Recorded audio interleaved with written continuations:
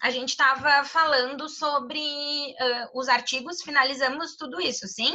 Finalizamos esse conteúdo, fizemos alguns exercícios. E a ideia, então, hoje é entrar neste ponto aqui, tá? Em relação a gênero dos substantivos. A gente vai, então, para quem está acompanhando aí com o seu livrinho, lá para a página 7 do nosso material, mais especificamente, tá? E vai completando, enfim, conforme informações novas forem surgindo aqui. Então, primeiro ponto, tá? Todos esses conteúdos que a gente vai trabalhar aqui, eles estão, pelo menos até, enfim, as próximas 2 semanas, eles estão todos muito ligados, certo? A gente depende muito dos demais conteúdos, tanto dos artigos, quanto da formação de plural, quanto de acentuação, para conseguir, enfim, entender um pouco melhor como todas essas estruturas funcionam. Então, para quem ainda tem alguma dúvida, tá, em relação ao grupo dos artigos, fez algum exercício, não entendeu, depois me procura, me pergunta, porque é bom a gente não deixar nada pendente nesse início, para, enfim, daqui a pouco não acabar tendo alguma, enfim, alguma falta de alguma informação quando estiver aprendendo algum ponto novo. Então, o que a gente tem que, enfim, olhar, né? Por o que a gente vai olhar quando pensa especificamente em gênero do substantivo.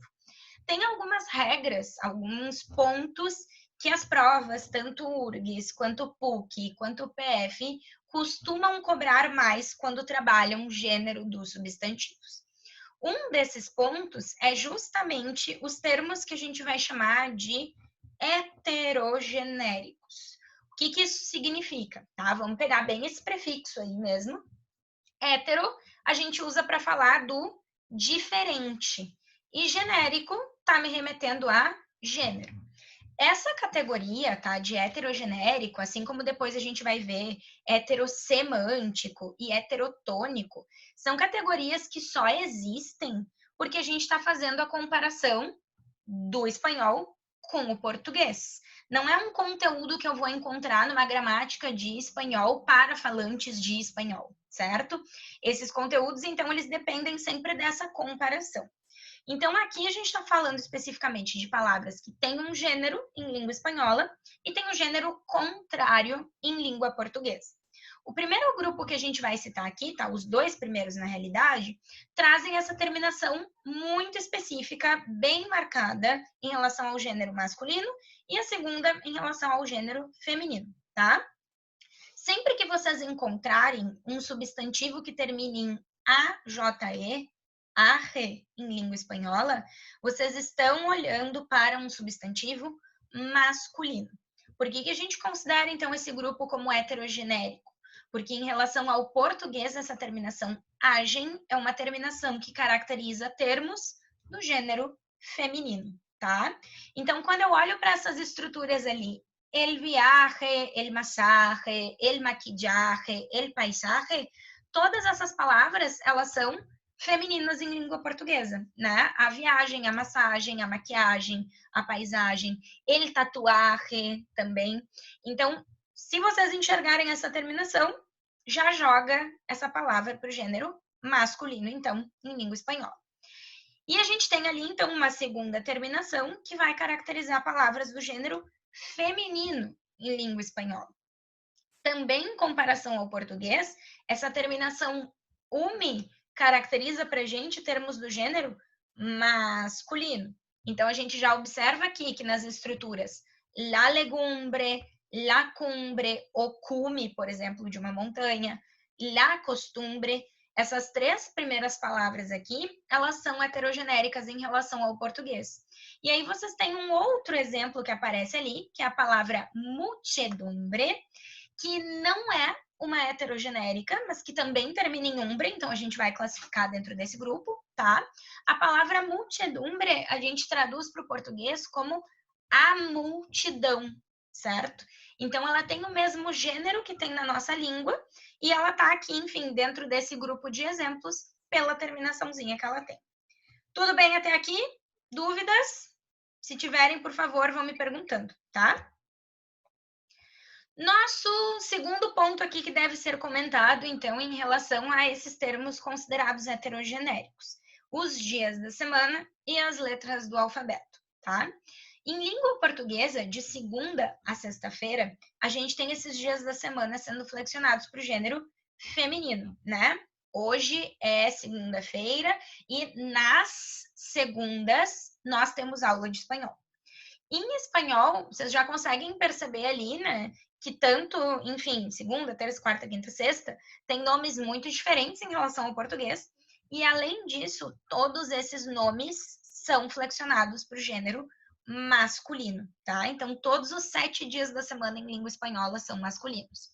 Aqui, os dias da semana para vocês, nessa figurinha, nesse comic do Gaturro, que seria a espécie do Garfield latino-americano, tá? Eles estão numa ordem um pouquinho diferente. Então, aqui ele está começando por martes. Martes, terça-feira. Miércoles, quarta-feira. Jueves, quinta. Viernes, sexta. Sábado, domingo, igual ao português. E lunes, que é a segunda-feira. Para a gente pensar um pouco, né, na história desses dias da semana e, enfim, como uma curiosidade também, percebam que a gente tem 2 dias da semana aqui, então, que são iguais aos nossos, mas os demais, eles não sofreram modificação em relação ao que eles eram, ou, enfim, sofreram algumas modificações, poucas, né, em relação à estrutura latina, né? A gente sabe que, enfim, algumas línguas aí provém de uma mesma raiz, de um mesmo idioma, fonte, origem, que é o caso do espanhol, do português, do francês, do italiano, são todas línguas que provêm, então, do latim, e que resolveram conservar esses dias da semana com seus nomes que homenageiam, então, os deuses romanos, tá? Homenageando Marte, homenageando Mercúrio, homenageando Júpiter, Vênus, a Lua, né, o astro Lua. Então, aqui a gente ainda tem essas homenagens específicas aos deuses, enfim, que eles acreditavam, né, e que eles cultuavam. E aí, sábado vem de herança do hebraico Shabbat, e domingo seria o dia do Senhor, e este Senhor a gente está pensando no Senhor católico, tá? No Deus católico. Então, a gente tem aqui, enfim, homenagens a deuses, nomes lindos e maravilhosos dos dias da semana. E as letras do alfabeto, elas vão ser femininas. A gente muitas vezes nem pensa sobre o gênero dos dias da semana, né? Das letras do alfabeto em português. Às vezes isso aparece, enfim, em alguns filmes de cheerleaders, por exemplo, né? Quando tem uma cheerleader lá formando uma determinada palavrinha, a gente costuma escutar falas do tipo, ai, me dá um A, me dá um F, me dá um G. Então, este A, um F, um G já nos indica que no português essas letras do alfabeto são consideradas, então, masculinas. E que em espanhol elas serão femininas, já que fazem parte, então, do grupo das heterogenéricas, tá? O que a gente tem que cuidar em relação às letras do alfabeto? Nós comentamos na semana passada que existe uma regra, tá? Que vai exigir que a gente faça a alteração do artigo feminino pelo artigo masculino quando eu tenho, vamos voltar para os 4 passos, tá? Que a gente viu na semana anterior. Um substantivo feminino, singular, que começa por A ou por HA, tônico. Se a minha palavra respeita esses 4 pontos, eu faço a alteração do artigo feminino pelo artigo masculino, tá? Isso deveria acontecer, por exemplo, com aquela palavrinha que aparece ali para vocês, ache, que é a letra H do português, tá? E do espanhol também, óbvio. Ache respeita esses 4 pontos, mas a gente vai conservar o artigo feminino diante do nome dessa letra do alfabeto. Por que isso vai acontecer? Porque é um nome, tá? Então, para nomes próprios, ou enfim, algum nome específico, eu posso manter esse artigo feminino ali. Então, tanto para a letra H quanto para a letra A, essas letras fazem parte, então, né, de um grupo de palavras que se flexiona para o feminino e não sofrem a regra de eufonia. Tudo bem até aqui? Não consigo abrir o chat de vocês, não sei o que acontece, então se alguém tiver alguma dúvida, pra gente, enfim, não paralisar tudo, tá? Por favor, abra o seu áudiozinho e pergunte, não tem problema.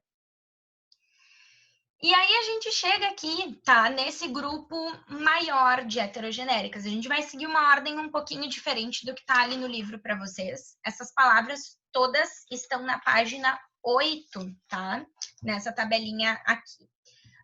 Depois, quando a gente finalizar a aula, eu vou enviar uma foto dessa tabela completa para vocês, porque, enfim, na turma média, alguns alunos me solicitaram, ainda que, enfim, são palavras, né, que não são tão difíceis da gente identificar a tradução para o português, é sempre bom que a gente tenha um material completo de maneira certinha. Aqui a gente tem uma outra questão, tá? Que nós seremos um pouco mais cuidadosos. Naquele primeiro grupo de heterogenéricas, a gente verificou, então, que aquelas duas terminações, arre e umbre, sempre vão caracterizar substantivos do gênero masculino, no primeiro caso, do gênero feminino, no segundo caso. Só que as terminações, elas são muito claras. Então, quando eu encontro um termo que termine com aquela estrutura, mesmo que eu nunca tenha lido aquela palavra, fica mais fácil de eu pelo menos saber dizer se ele é masculino ou se ele é feminino. Para esse grupo maior de heterogenéricas aqui, isso não acontece. Por que não acontece? A gente já consegue perceber, dando uma olhada por cima, que essas palavras elas não têm uma terminação semelhante. Então, eu só vou saber identificar o gênero dessa palavra se eu já tiver tido contato com essa palavra alguma vez na minha vida, tá? A prova, nos últimos tempos, a prova da URGS mais especificamente, tem nos mostrado que não quer ser uma prova, enfim, tão dura, tão complicada, ainda que às vezes eles coloquem pra gente termos que as pessoas, enfim, nunca viram, tá? Mas, no geral, quando se trabalha com questão de gênero do substantivo, os termos que eles trabalham, os termos que eles utilizam nas alternativas, são muitas vezes os mesmos, ou enfim, deixam passar um determinado tempo, uma determinada quantidade de anos e voltam a colocar o mesmo exemplo, tá? Então aqui acho que vocês têm um bom número de palavras já para, enfim, ir se aproximando, tá? Desses termos que são mais usados de fato nas questões. Então, num primeiro momento, a gente vai olhar aqui para todas essas palavrinhas que são masculinas em língua espanhola, mas que são femininas em língua portuguesa, tá? A gente já começa ali, então, por palavra como el árbol. A gente já tinha comentado na semana passada que esse substantivo é um substantivo perigoso. Por quê? A gente olha para essa estrutura, a gente olha para esse termo, tá? E pensa, bom, eu acho que deve ser, isso aqui deve ser árvore do português, né? Pelo menos está aparecendo assim. Ou já sei, já conheço e sei que árbol é árvore em espanhol. Se no português é feminina, no espanhol também deve ser feminino. E aí olha para aquele ele ali e pensa que talvez essa palavra esteja seguindo a regra da eufonia, tá? Então, muito cuidado, a gente já tinha sinalizado na semana anterior. Árbol é um substantivo masculino de fato em língua espanhola. A árvore no português. El color e el dolor são os outros dois que aparecem ali. Essa terminação or, em grande maioria, tá, pertence ao gênero masculino. A cor e a dor, em grande maioria. Só que a gente não pode generalizar, assim como vai generalizar, por exemplo, a terminação arre, certo? Essa informação ela é importante porque teve um ano que a URGS trouxe para uma questão a palavra labor. L-A-B-O-R. Vou tentar escrever no chat aqui, se ele abrir o raio do chat para mim, não abre nunca, tá? Vamos ver se eu consigo solucionar este problema. Não consigo, óbvio. Vamos ver se aqui eu abro e aí eu escrevo para vocês. Tudo certo? Ai, tá, muito obrigada, tá? Labor. Mandei para vocês essa estruturinha, tá? O que acontece com essa palavra? Ela também termina em or. E aí tem uma galera que olha para essas palavras color e dolor e pensa que, por terminar em or e a maioria ser masculina, labor deve ser também, tá? E esse termo ele é considerado feminino em língua espanhola. La labor, e a gente vai traduzir esse termo para o português como o trabalho, tá? O labor, a gente tem essa palavra também na nossa língua. Então, não dá para a gente generalizar determinadas terminações e or é um desses casos. Cutis, e lá embaixo, análises também. No livro de vocês aparece, acho que não coloquei, mas depois, enfim, acrescentem a palavra ênfases. cutis, análisis, ênfases, também são termos heterogenéricos. A cutis, ou seja, a pele, a análise e a ênfase. Esses termos terminam também com uma, enfim, estrutura semelhante, né? Aquele is. Assim como o termo or, essa terminação is, ela é mais característica do gênero masculino do que do feminino. Mas a gente tem outras palavras, volto a abrir o chat aqui, cada vez eu tenho que fazer isso, né? A gente tem outras, agora nem isso quer fazer para mim, ó, que coisa, tá? Enfim, depois eu encontro formas de escrever para vocês, vou escrever aqui mesmo, tá? Vou abrir uma caixinha de texto aqui no... Ah, gente, tem tanto para aprender de tecnologia, vocês não têm noção. Vou fazer uma caixinha aqui, tá? A gente tem palavras como crisis e como tesis, que também terminam nesse mesmo is, mas pertencem ao gênero feminino, tá? Então, depois vocês vão encontrar no livro uma questão da URGS, inclusive, teve um ano que trabalhou só com essas palavras que terminam em is. Das alternativas abaixo, a única palavra que tem o mesmo gênero que o termo crisis é. E aí todas as alternativas traziam esse tipo de estrutura. Então eu precisava conhecer, precisava ter visto alguma vez na minha vida esses termos para poder tentar encontrar, né, a alternativa correta. Seguimos. Dúvidas até aqui ou tá tudo bem? Tá tudo bem? Tudo bem? Então tá. Vou ir fazendo... Seguimos espelhando... Ah, vai, coisinha, tá?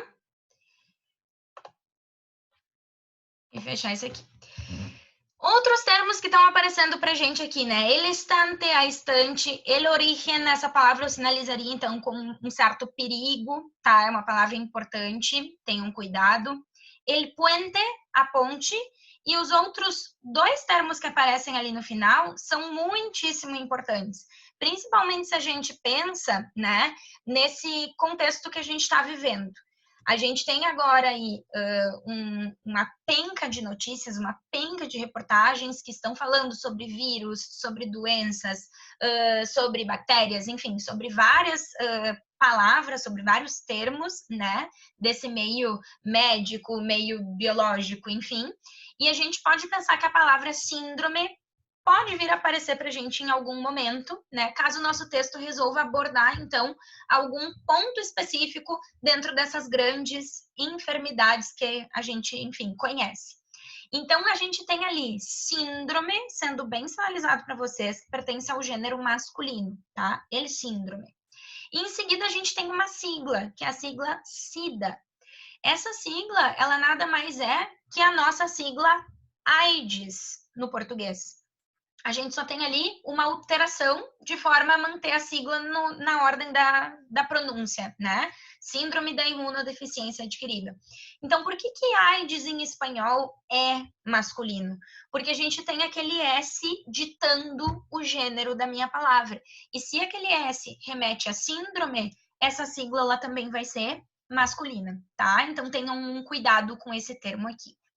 Do outro lado, a gente vai ter palavras que em espanhol pertencem ao gênero feminino, mas que em português vão pertencer ao gênero masculino, certo?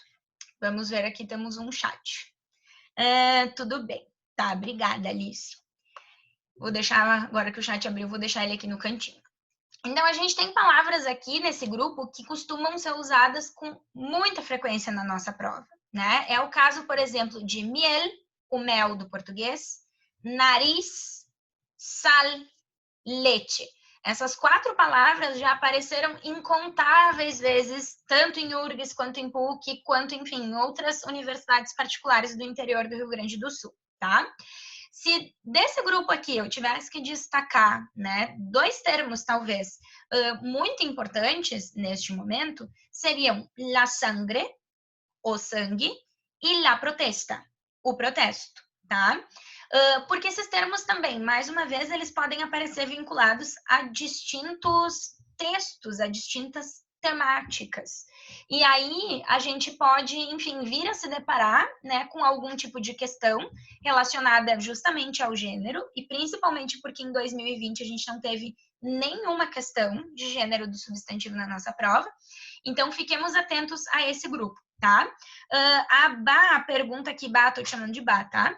Qual o significado do termo estreno que está na listinha do livro?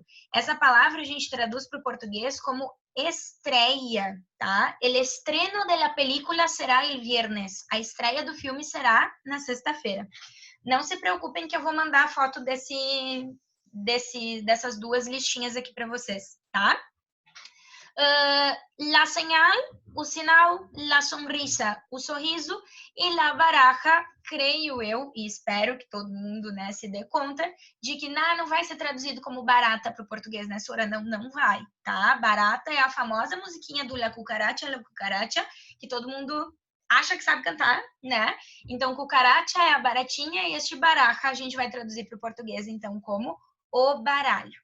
Então, aqui vocês têm alguns exemplos, tá, dessas estruturas heterogenéricas, termos que são mais recorrentes e que podem, enfim, nos ajudar muito na resolução desse tipo de questão, tá? Depois eu vou mostrar alguns exemplos, enfim, de como a prova costuma cobrar exatamente essas estruturas para vocês. Seguimos. Dúvidas até aqui?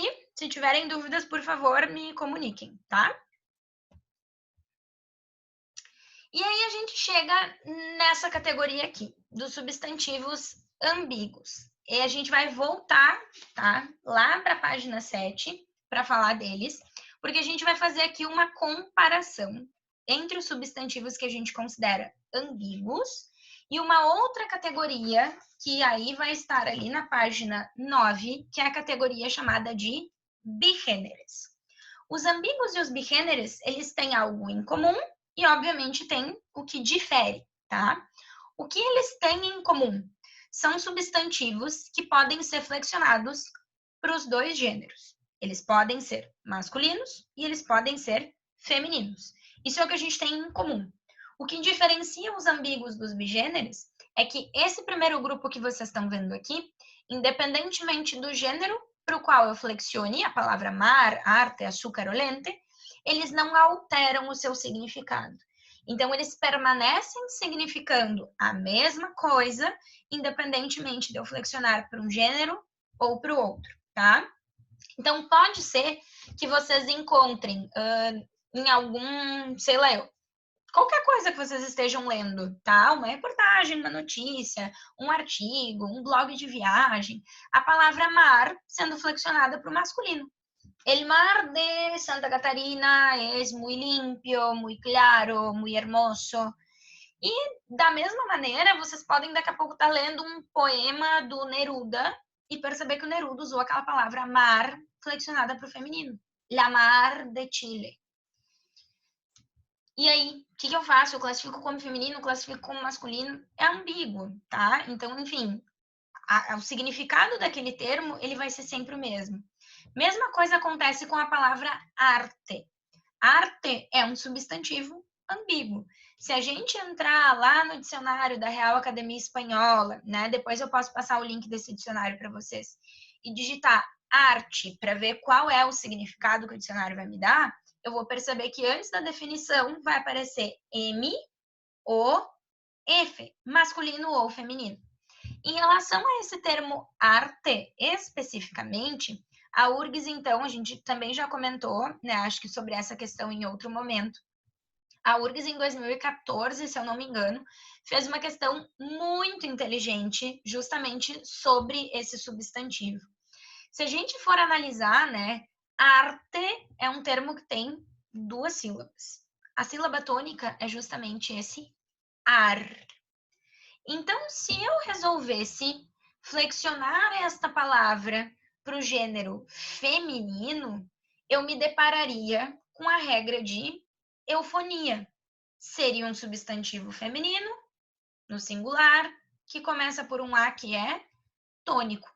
De qualquer maneira, no singular, eu usaria junto da palavra arte o artigo el. Ou porque eu preferi flexionar para o masculino, ou porque obrigatoriamente ela tem que seguir a regra de eufonia. Então, em 2014, a URGS fez uma questão em que ela trazia a seguinte afirmação: a palavra arte, quando no singular, costuma ser empregada junto do artigo el. A palavra arte, quando está no singular, costuma ser empregada junto do artigo el. Isso é verdade? É verdade, né? Então, a gente pode pensar que sim, que essa palavra é feminina, mas ela vai estar junto do artigo el de qualquer maneira. Seja pela regra da eufonia, ou seja, de fato, porque eu resolvi flexionar para o masculino naquela estrutura. Açúcar é um termo bem problemático, porque a URGS resolveu trabalhar com essa palavra, então, em 2019 ou 2018, agora estou na dúvida, e fez uma questão muito ruim, tipo, muito ruim mesmo sobre esse ponto, tá? Eles tentaram trazer a palavra açúcar para dentro de uma das questões, como uma palavra masculina, mas eu sinceramente acredito, né, que a banca não tenha se dado conta que açúcar também pode ser uma palavra feminina. Diferentemente de arte, a palavra açúcar nem entraria na regra de eufonia, porque a minha sílaba tônica ali não é o A, é o SU, né? Então, nem na regra de eufonia a gente poderia encaixar essa estrutura. E aí, nesse ano, eles perguntaram para o candidato: das palavras abaixo, qual termo pode ser acompanhado do artigo lá? Foi uma questão, a gente também já falou sobre ela, completamente desconectada do nosso texto, tá? Eles inventaram a questão do nada. E a palavra açúcar pode, só que eles consideraram que, em função de ser uma palavra ambígua, ela também poderia ser acompanhada do artigo ele. E aí, por isso, deram como alternativa correta um outro termo que era somente feminino. Muitas pessoas entraram com recurso, mas a universidade não atendeu, né? Infelizmente, ainda é uma característica da URGS, assim, relutar um pouco para atender os recursos, mas foi uma questão muito mal formulada. Depois, quando a gente começar a resolver as provas, eu vou voltar nesse ponto e mostrar para vocês. E aí, por fim, a gente tem ali a palavra lente. El ou la lente. O que isso significa?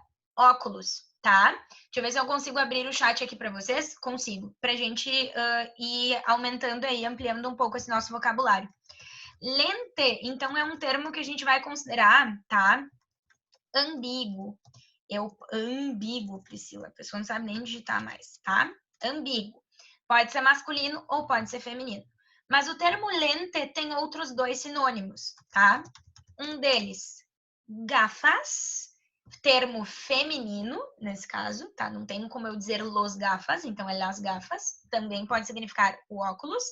E, por fim, um termo masculino, los anteojos. E anteojos sendo esse termo masculino, então. Lentes, gafas e anteojos a gente usa para se referir tanto ao óculos de grau, tá? Quanto ao óculos de sol. Só que aí a gente especifica gafas de sol, anteojos de sol, mais em contextos mais específicos, tá? Então, isso aqui, esse grupo é o grupo do que a gente considera, então, como significado igual, independentemente do gênero. Ah, só pra gente, enfim, acrescentar mais uma informação ali, tá? Não sei se eu já comentei sobre essa palavra com vocês, mas tem gente que prefere usar lente de contato ao invés de usar óculos, tá? E aí a lente de contato a gente vai chamar em espanhol de lentilla. Lentilla.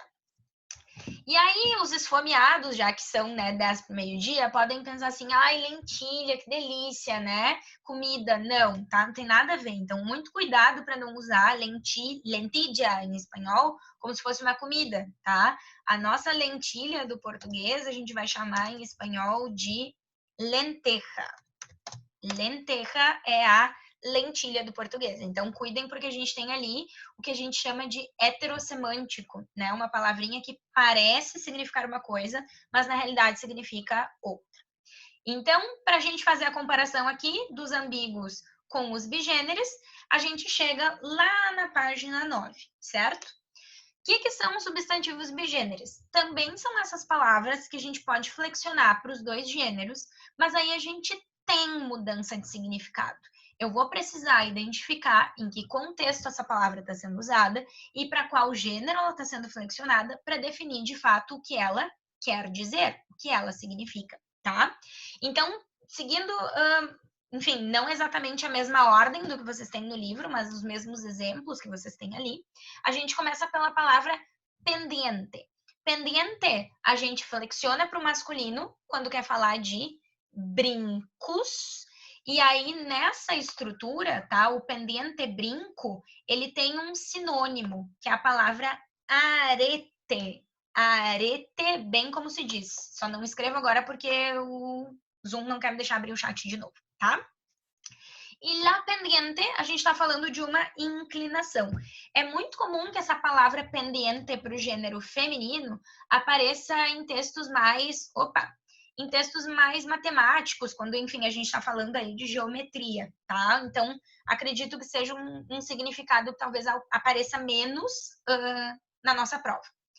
El coma, estou pensando no estado de coma mesmo, a pessoa está, por exemplo, em coma induzido, e la coma é o meu sinal de pontuação, vírgula. Esse coma flexionado para o gênero feminino pode vir a aparecer caso a nossa prova cobre de novo os numerais, tá? Depois de muito tempo, a prova resolveu trabalhar com numerais em 2020 novamente e trabalhou, enfim, com números, né, mais cheios, inteiros, não sei, sou péssima pessoa para nomenclaturas de matemática, tá? Mas caso aparecesse um número com vírgula, essa palavrinha provavelmente surgiria. Depois a gente tem aí o termo cólera. Em português, essa mesma palavra pode significar as duas coisas. A gente tem cólera como sendo a doença e cólera o sentimento de raiva, de ira, tanto em português quanto em espanhol. Só que na nossa língua, cólera só pertence ao gênero feminino, independentemente do significado, tá? Então, em espanhol, a gente vai ter esse cuidado. El cólera remete à doença e la cólera ao sentimento. Tem um grande escritor, mostrarei para vocês o livro, tá? Provavelmente, não sei se já ouviram falar desta pessoinha aqui, certo? Gabriel García Márquez, o escritor de 100 anos de soledad, 100 anos de solidão. Ele também tem uma outra obra chamada El amor en los tiempos del cólera, com essa contração, tá? E aí, enfim, ele tá falando deste período em que a doença se propaga. Falando nisso, tá? García Márquez justamente vai ganhar uma visibilidade muito maior nesses próximos tempos por causa deste livro, porque a dona Netflix comprou os direitos para produzir uma série inspirada no livro 100 Anos de Solidão. Então, provavelmente, nos próximos tempos aí, a gente tem uma série nova para assistir, que vai falar sobre uma das maiores obras literárias, tá? Da América Latina e do mundo também. Depois chegamos em cometa. Cometa pode ser o astro, e se eu jogo para o feminino, la cometa, eu estou falando da pipa, também conhecida por alguns como pandorga, tá? Ordem, a gente tem aqui el orden, no sentido de organização, de disposição, el orden de los libros en mi estante. E la orden com sentido de mandar, de una orden a mi hijo, por exemplo. Dei uma ordem para o meu filho de hacer la tarea de casa, de fazer a tarefa de casa, tá? Então, a gente tem as diferenças aqui entre organizar e mandar. Cura, provavelmente é uma palavrinha que vocês já devem ter visto, tá? Em alguns contextos. El cura é o padre, este padre que reza a missa, e la cura, o ato de curar uma determinada doença. Cuidado, porque a gente tem essa palavra heterossemântica, né, em espanhol, que é a palavra padre. Essa palavra ela existe em língua espanhola, mas a gente traduz ela para o português como pai. El padre de mi mamá, o pai da minha mãe, certo? Depois, chegamos aqui, capital. Da mesma forma que no português tem dois significados e pertencem a gêneros distintos, no espanhol também. El capital relacionado a dinheiro, la capital relacionada então a uma cidade, tá? La capital de Rio Grande del Sur é Porto Alegre, por exemplo. Radio é uma palavra que, pra gente, também se divide em gênero masculino e feminino, mas de uma maneira um pouquinho distinta. Em espanhol, quando eu flexiono a palavra radio para o gênero masculino, eu estou pensando tanto no elemento químico quanto no osso. Já a palavra radio para o gênero feminino pode me falar da emissora, la Radio Ipanema, por exemplo, a Rádio Ipanema, quanto do próprio aparelho de rádio, tá? Me comprei uma radio nueva. Clave. É muito comum que a gente encontre essa palavra flexionada para o gênero feminino, porque a gente usa, né, esse termo para falar de senhas, de códigos. E aí, um termo, né, que a gente usa bastante hoje, que é Wi-Fi, está diretamente ligado a este outro termo. Clave. La clave del Wi-Fi de mi casa es tal. E este clave instrumento musical é um instrumento muito semelhante a estes órgãos de igreja, tá? Então, é difícil a gente encontrar porque tem que trabalhar com um contexto muito específico. Corte pode ter também, né, dois significados, assim como no português. Posso estar falando do ato de cortar, el corte de pelo, el corte de la carne, ou eu posso estar falando de uma corte, de um reino, por exemplo. Gente, eu vou finalizar aqui esse último, tá? E a ligação vai cortar e a gente volta para cá rapidinho só para fazer uns exercícios, tá? Pode ser pelo mesmo link que eu já coloquei para vocês ali no Facebook. Frente, masculino em relação, então, à fachada, el frente del curso, a fachada do curso ou a própria frente do curso. E la frente, feminino, falando da testa, tá? Dessa parte do corpo aqui. Encerra a chamada, então, e volta para cá rapidão para a gente fazer os exercícios relacionados a esse conteúdo, certo? Espero vocês aqui.